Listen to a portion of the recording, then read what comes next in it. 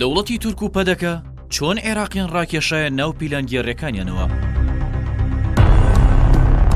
دەوڵەتی داگیرکەری تورک بۆ لەناوبردنی گەلی کورد و زیندووکردنەوەی میساقی میلی هەموو ڕێوڕێبازێک تاقی دەکاتەوە و ئەم جارەشیان حکوومەتی عێراقی بە پیلانە گڵاوەکانی تێوەگلان بە ڕێکەوتنێکی مەترسیدار بۆ داهاتوو.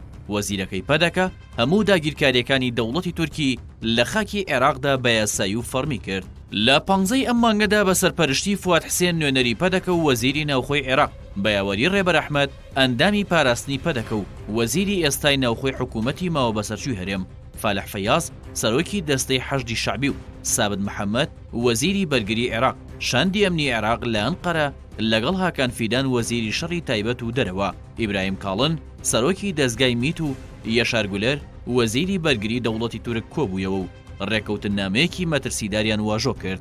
هەرچەند لە ڕابردوودا چەندین ڕێکەوتنی ئەمنی هاوشێوە لە نێوان دەوڵەتی تورک و عێراق کراوە، بەڵام گەر لە ناوەڕۆکی ئەم ڕێکەوتنە ڕابمێنین دەبینین مەترسیدارترین ڕێکەوتنە لە مێژووی عێراقدا بە تەواوی داگیرکاری دەوڵەتی تورک لە خاکی عێراقدا بە یاسایی دەکات بەبێ ئەوەی مەترسیەکانی لەسەر داهاتووی عێراق لە بەرچاو گیرابێت. بە جۆرێک دەتوانین بڵین دەوڵەتی تورک عێراقی هەڵخڵەتاندووە.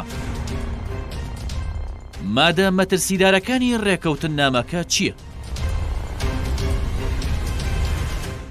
بەپێی یەکێک لە خاڵەکان لە مادەی دووەمدا دەوڵەتی تورک و عێراق ناوەندێکی هەمانگی ئەمنی هاوبەش لە سەر سنووری هەردوو وڵات بنیاد دەنێن. ئەمە لە کاتێکدایە دەوڵەتی داگیرکەری تورک ڕۆژانە بردومانی ناوچە جیاوازەکانی باشووری کوردستان دەکات و هاوڵاتیانی مەدەنی بە ئامانج دەگرێت و ناچار بە چۆڵکردنیان دەکات، بەڵام حکوومەتەکەی سوودانی بە هیچ شێوەیەک ناڕزایەتیان لە دژی دەرنەبڕی و ئیدانەشیان نەکرد و خاوەندارێتیان لە خوێنی ئەو هاوڵاتیانە نەکرد. هەروەها لە خاڵی یەکەمی مادەی چوارم داهاتووە ناوەندێکی هەمانگی ئەمنی هاوبەش لە بەغدا دروست دەکرێت و هەموو ئەرکە لۆجستی و خزمەتگوزاری و داراییەکان لە ئەستۆی حکوومەتی عێراقدایە. لە چوارچێوەی ئەم خاڵەدا ناوەندێکی هەواڵگری دادەمەزرێنرێت کە بەشێکیان لە فەرماندەکانی دەوڵەتی تورک پێک دێن.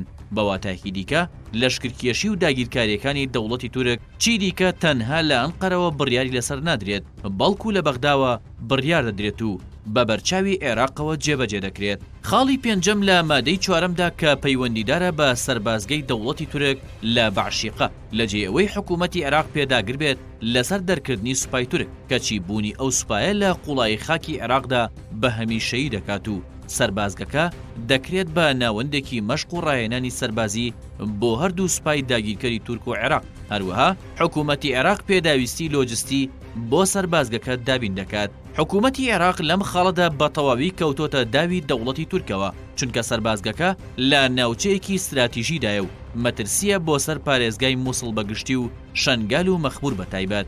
هەروەها بە ناوی پاراستنی پرۆژەی ڕێگای گەشەپێدانەوە تەواوی ئەو ناوچانە داگیر دەکات. ئەمەش ڕێگە خۆشکەرە بۆ زیندووکردنەوەی میساقی میلی. جگەلەوەش لە مادەی حوتەمی ئەم ڕێکەوتن نامەیەدا باز لەوە کراوە لە کاتی دروستبوونی هەر ناکۆکیەک لە میانی جێبەجێکردنی ئەم یادداشتنامەیەدا نابێت هیچ لایەنێکان پەنا ببەنە بەردەسەڵاتی دادوەری ناوخۆیی و تەنانەت نێودەوڵەتیش یاخود هەر لایەنێکی دیکە کە ببێتە لایەنی سێم. لەم خاڵەدا دەوڵەتی تورک بە تەواوی حکوومەتی عێراقی هەڵخڵەتاندووە و جارێکی دیکە ڕێگا بە عێراق نادات هاوشێوەی دۆسەی نەوت لە ئاستی نێودەوڵەتیدا عێراق سکاڵات تۆمار بکات. هەرچەندە هەموو ڕێکەوتنە نێودەوڵەتیەکان لەگەڵ بەرواری جێبەجێکردنی لە هەمان کاتدا دەبێت بڕیاری بەسەرچوونی شەبێت، بەڵام لەم ڕێکەوتنەی نێوان دەوڵەتی تورک و عێراق دەکرێت بە هەمیشەیی و هەتایی پێناسە بکرێت بەهۆی ئەوەی لە دوای ساڵێک لە بەسەرچوونی ڕێکەوتن نامەکە ئەوە بە شێوەیەکی ئۆتۆماتیکی نوێ دەبێتەوە، واتە هەرگیز تەمەنی ئەم ڕێکەوتن نامەیە ناگات بە کۆتایی. پەدەکە لە ڕێگەی فواد حسێنەوە لەسەر سینیەک عێراقی ڕادستی دەوڵەتی تورک دەکات وەگەوەی دەوڵەتی تورک پیلانی بۆ دادەنا و خەونی پێوە دەبینی. وردە وردە پەدەکە بۆی بەدی دەهێنێت و لەشکرکێشیەکانی دەوڵەتی تورک بە فەرمی دەکرێت، چیتر وەک داگیرکاری سیر ناکرێت. بەهۆی بردومان و لەشکرکێشیەکانی دەوڵەتی تورک قوربانی سەرەکی هاوڵاتیانی مەدەنی بوون و دەبن لالایەک شەهید دەکرێن و لالایەکی دیکە لە زێدی خۆیان هەڵدەکەندرێن. سروشتی ناوچەکە بە تەواوی هاوشێوەی ئەفرین دەشێوێنرێت. چیدیکە عێراق ئەرزشێکی ئەوتۆی لە ئاستی نێودەوڵەتیدا نامێنێت بەهۆیەوەی ناتوانێت سەروەری خاکەکەی بپارێزێت و بێتە وەڵامگوی خوێنی هاوڵاتیانی